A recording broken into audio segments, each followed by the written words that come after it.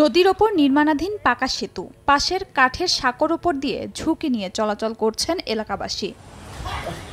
2021 সালে কিশোরগঞ্জ সদর উপজেলার মহিনন্দ ও করিমগঞ্জ উপজেলার বোলাই ইউনিয়নকে যুক্ত করতে রঘুখালী এলাকায় নরসুন্দা নদীর ওপর পাকা সেতু নির্মাণ শুরু হয়। প্রকল্পের মেয়াদ 1 বছর থাকলেও দুপাশের অবকাঠামো নির্মাণকালে কাজ বন্ধ করে দেয় ঠিকাদার। মানুষের পারাপারের জন্য পাশেই একটি কাঠের সাঁকো তৈরি করা হলেও তাও জরাজীর্ণ হয়ে পড়েছে। শীঘ্রই সেতুটি নির্মাণের দাবি এলাকাবাসীর।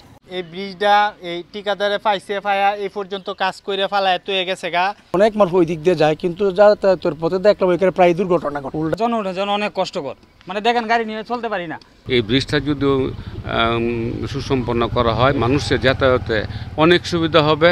এলজিইডি বলছে চুক্তির শর্ত না মানায় আগের ঠিকাদারের কার্যাদেশ বাতিল করা হয়েছে। তবে আগামী ডিসেম্বরের মধ্যে কাজ শেষ করার আশ্বাস সংশ্লিষ্ট কর্মকর্তার। ইতিমধ্যেই কাজটা শুরু হয়েছে, আমরা আশা করতেছি যে আগামী ডিসেম্বরের মধ্যে কাজটা শেষ করে জনগণের জন্য খুলে দিতে পারবে। এলজিইডির তথ্য মতে 40 মিটার দীর্ঘ রঘুখালী সেতু নির্মাণে ব্যয় ধরা হয় প্রায় 2,33,93,000 টাকা।